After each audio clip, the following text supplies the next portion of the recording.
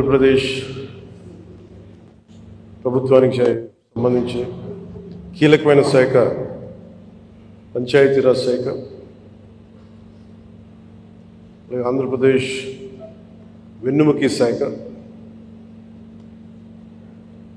ప్రభుత్వ ఉద్యోగులు, అనేక సంఘాలు, వారి నాయకులు, మీరందరూ ఈ రోజున ఇక్కడికి వచ్చి నాకు అభినందనలు తెలుపుతున్నందుకు మనస్ఫూర్తిగా మీ అందరికీ పేరు పేరున నా హృదయపూర్వక ధన్యవాదాలు.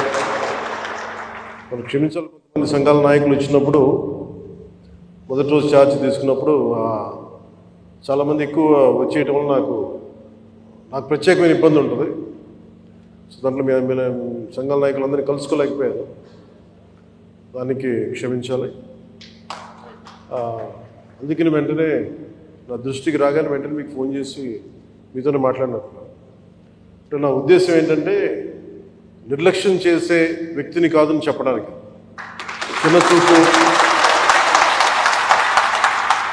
చిన్నచూపు చూసే వ్యక్తిని కాదు. మీ సమస్య నా సమస్య, అది చాలాసార్లు సభలో చెప్పాను. కానీ ఇప్పుడు ప్రత్యేకించి ఛార్జ్ తీసుకున్న తర్వాత మీకు మళ్ళీ మీ అందరికీ తెలియజేసుకుంటా ఉన్నాను. మిమ్మల్ని అర్థం చేసుకునే వ్యక్తిని, మీ సమస్యల్ని పరిష్కరించడం, ఎంత త్వరగా పరిష్కరించడం అనేది నా ఒక్కడి చేతిలో లేదు. కానీ మీ సమస్యల్ని వినగలిగే శక్తి ఉన్నవాడు. ముందు సమస్యని వింటే ఒక పరిష్కారం దొరుకుతుంది. వినటానికి అలసట అందరికీ. సో నేను మీకు ప్రత్యేకించి తెలియజేసుకునేది నేను వినే వ్యక్తిని.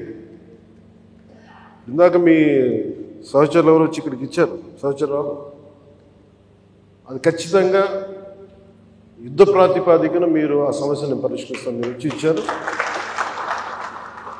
ఇలాంటివి చేయడానికంటే మీరు ఇందాక ముందు సంఘాల పెద్దలు కూడా మాట్లాడుతూ చాలామంది గతంలో కూడా మీరు సమ్మెలు, గత ప్రభుత్వం మీద మా కోపం ఉంది, మీకు ఈ ప్రభుత్వం మీద మీరు మాట్లాడుతూ ఉన్నారు. ఒక్కటి ఏంటంటే ఇది అందరం కలిసి పనిచేయాలి, మినిస్ట్రీ కానీ ఉద్యోగులు కానీ. గతంలో ఎవరు ఎలా చేశారో నాకు తెలీదు, మీరందరూ వింటా ఉంటే నేను సమస్యలు వింటా ఉన్నా. కాకపోతే ఇది చాలా పురాతనమైన, చాలా బలమైన వ్యవస్థ, చాలా పాత వ్యవస్థ. ఇది ప్రతిసారి వ్యవస్థకి ఒక తుప్పు పట్టినట్టు పట్టేస్తాం. దీన్ని బలోపేతం చేయాల్సిన అవసరం ఉంది.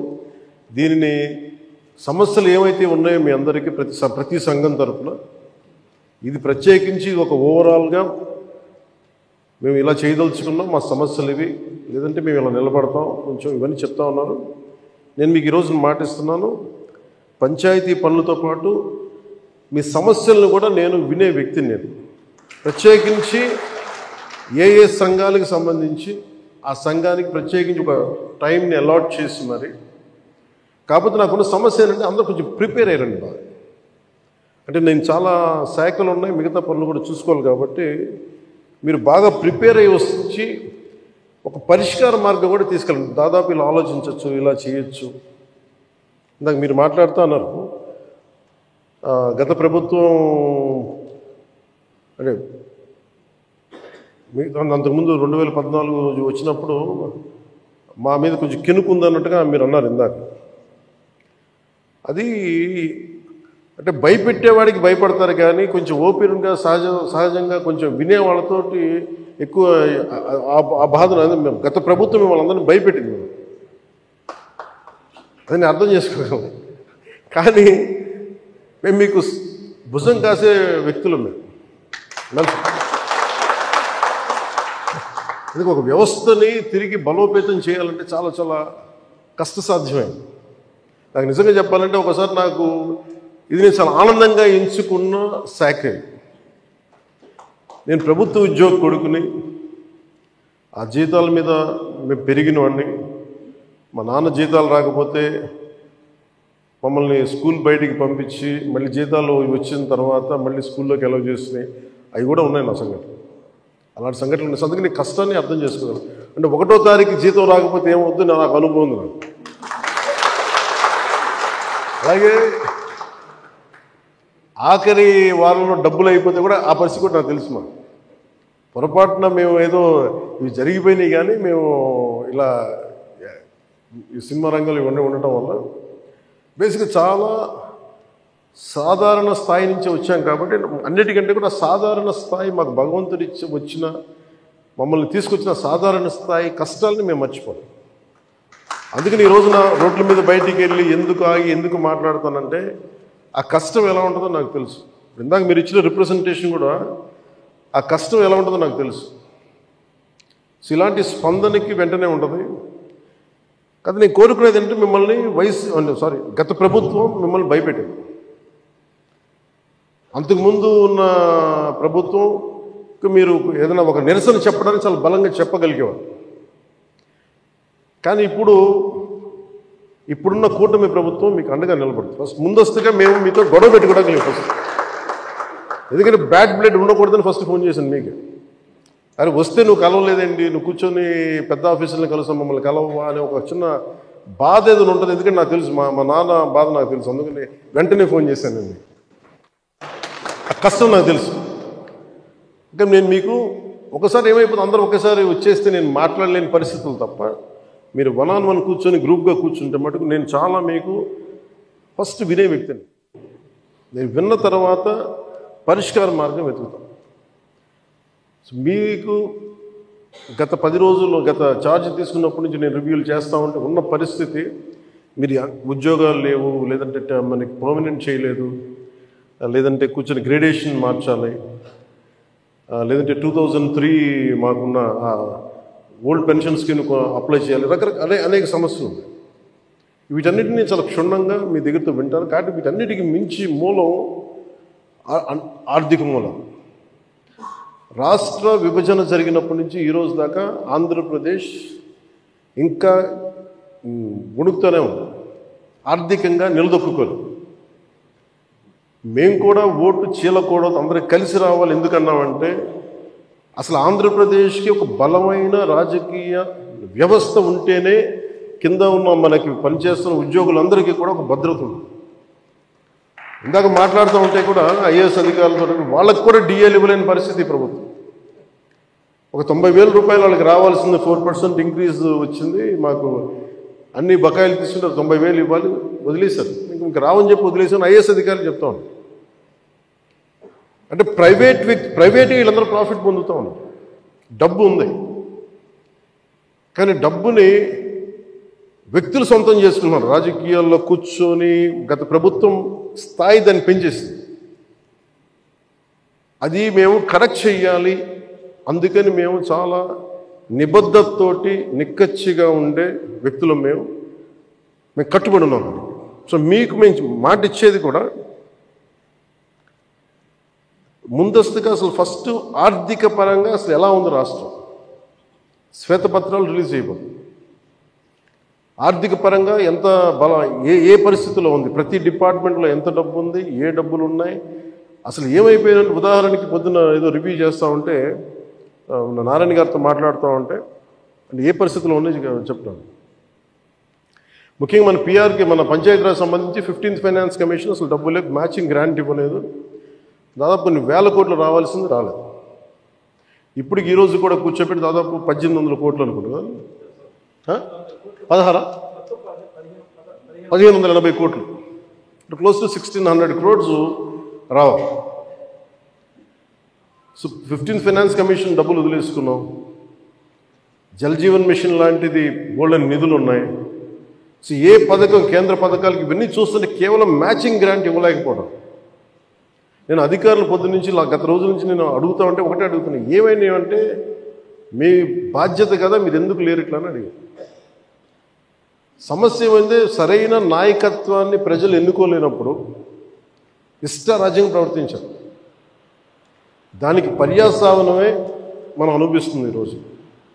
నేను మీకు ఒక రెవల్యూషనరీ విప్లవాత్మకమైన మార్పులు తీసుకురావాలి ఆంధ్రప్రదేశ్ విధి విధానాల్లో కానీ ప్రభుత్వ విధానాల్లో కానీ. దానికి నేను నా వంతు కృషి నేను బలంగా చేసి పెడతాను. మీకు ఏదో ఒక రోజు వారానికి మీ సమస్యల మీద ప్రత్యేకించి దృష్టి సారిస్తాం. అంటే ఈరోజు కూర్చుంటే ఒక సపోజ్ నెల రోజుల్లోపు నాకున్న సమయంలో, అందుకే నెల రోజులు అంటే అది 2 వారాల్లో కానీ మీరు చెప్పండి, నాకు ఇంత టైం పడుతుంది, ఒక్కొక్క వింగ్ని అర్థం చేసుకోవాలి. ఇప్పుడు మీరు చెప్పారు ఈ ఫిట్మెంట్లు కానీ మనకి పిఆర్సీ కానీ, అలాగే కమిషనర్స్ని ఇప్పుడు దాకా అపాయింట్ చేయలేదు. ప్రతిదీ కూడా మీరు క్షుణ్ణంగా చెప్తే నేను కన్సర్న్ అధికారులతో మాట్లాడి నేను ఏం చేయగలనంటే, నేను టాస్క్ మాస్టర్ ముందు సమస్యకు పరిష్కారం వెతుకుతానని చెప్పేవాడు. నేను పారిపోయే వ్యక్తిని. నాకు రాజకీయాలు నాకు అవసరం లేదు. నేను ఎందుకు వచ్చానంటే ఇది నా నేల అనుకొని వచ్చాను. ఇది ఎవరో మీ తరపున నిలబడి మాట్లాడటానికి ఇన్ని కోట్ల మందికి నిలబడాలి, నా వంతు కృషి చేయడానికి వచ్చాను. దాంట్లో భాగం మీ భవిష్యత్తుకి, మీ భద్రతకు కూడా నేను మనస్ఫూర్తిగా మాటిస్తున్నాను, ఇది నిలబడి. సో నేను కోరుకునేదల్లా మీకు ఈరోజు నేను అద్భుతాలు చేసేస్తాను, అన్ని సమస్యల్ని పరిష్కరించేస్తాను నేను చెప్పను. ముందు నేను అవగాహన చేసుకోను. శాఖాపరమైన అవగాహన చాలా చాలా అవసరం. అలాగే దీంట్లో ఎంతమంది ఉద్యోగులు ఉన్నారు, ఏ స్థాయి ఉద్యోగులు ఉన్నారు, ఏమేమి చేయాలి, వీళ్ళందరికీ ఏ సమస్యలు ఉన్నాయి, ఇది ఒకటి. మీరు 2 రకాలు స్టడీ చేయాలి.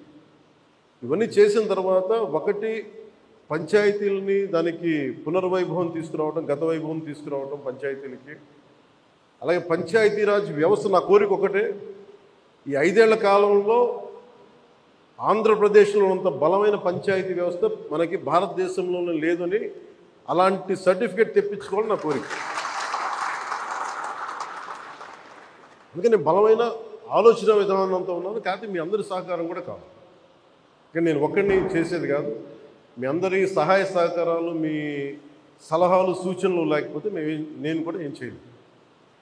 కానీ నేను మీకు అందుబాటులో ఉంటాను. మీకు ప్రత్యేకించి మీ ఈ ముఖ్యంగా మీరు కోరుకుంటున్న అన్నిటికంటే దారుణ బాధ అనిపించింది, నెలకి జీతాలు ఇవ్వడం పక్కన పెట్టి జీతాలు పెంచాలని అడగాలి, కానీ నెలకి జీతాలు వస్తే చాలు అనుకునే 1వ తారీఖుకి జీతాలు వస్తే చాలు అనే స్థాయికి పెరిగిపోయింది.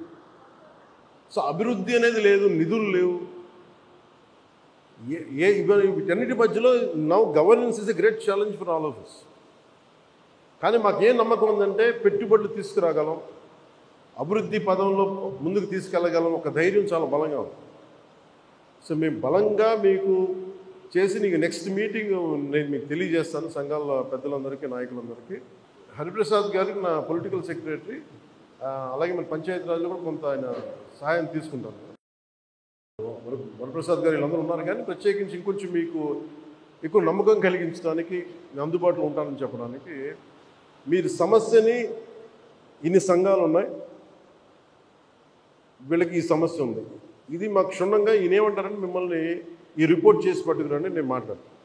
సో అది కుదిరితే మనం అక్కడ క్యాంప్ ఆఫీస్లోనే కూర్చుందాం. లేదంటే ఒకసారి ఏదైనా కూర్చోబెట్టి మీకు మీరున్న చోటకి అన్నీ బాగుంటాయి, నేను కూడా రావడం నాకు సిద్ధం. నాకు అలాంటి ఇబ్బందులు కూడా ఏమి. సో ఇవన్నీ దృష్టిలో పెట్టుకుని నాకు ఇప్పుడే ఛార్జ్ తీసుకున్నాను కాబట్టి కొద్దిగా నాకు కొన్ని రోజులు సమయం ఇవ్వండి. నాకు సమయం ఇచ్చిన తర్వాత మీతో కూర్చొని మన సాధక బాధకాలన్నీ మాట్లాడుకుని, ముందు మీరు ఆనందంగా ఉంటే తప్ప ప్రజలకి మిమ్మల్ని ఆనందంగా ఉంచలేదు. నాకు మీరు ఆనందంగా ఉండాలని మనసావాచ ఆకాంక్షించాను. అలాగే మీ సమస్యనమ్మా నేను వెంటనే అది మాట్లాడేస్తాను. నేను లాస్ట్ టైం కూడా చేయించాను. 2014లో కూడా ఇలాంటి ఇష్యూ ఏదో ఉంటే నేను అది ప్రత్యేకించి చేయించాను. It will be done. అది మేమే కూర్చోబెట్టి చేస్తాను. అది మటు కొంచెం మాట్లాడుతున్నాను. సో మీ అందరికీ ప్రత్యేక ధన్యవాదాలు తెలుపుకుంటే, అంటే నేను ఎంత అవగాహన చేసుకున్నాను అనడానికి మీరు చెప్పిన ప్రతి పాయింట్ యాజ్ ఆన్ నౌ నేను నోట్ చేసుకున్నాను. దీని మీద నేను అంటే వీటి మీద కూర్చొని నెక్స్ట్ టైం మీటింగ్ నాకు కొంచెం ప్రిపరేటరీ వర్క్ కావాలి. అందువల్ల కూర్చొని మీతో మాట్లాడతాను తెలియజేసుకుని మీ అందరికీ ప్రత్యేకమైన ధన్యవాదాలు తెలుపు సెలవు తీసుకున్నాం. జై హింద్.